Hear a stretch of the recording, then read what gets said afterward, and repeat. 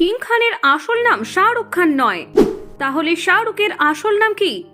বিয়ের জন্য পাল্টে ফেলতে হয়েছিল নিজের নাম।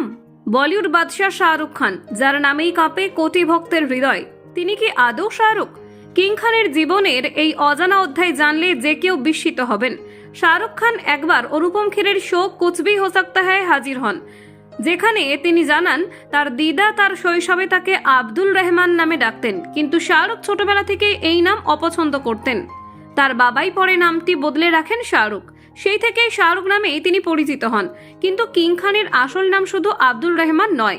বিয়ের সমস্ত আর্য সমাজের নিয়ম মেনে তিনি নাম পরিবর্তন করেন এবং নিজের নাম রাখেন জিতেন্দ্র কুমার টুলি। দাদির মতে শাহরুখ দেখতে নাকি বলিউড অভিনেতা জিতেন্দ্রর মতো, আর এই নামের মাধ্যমে তিনি শ্রদ্ধা জানিয়েছিলেন অভিনেতা জিতেন্দ্র ও রাজেন্দ্র কুমারকে।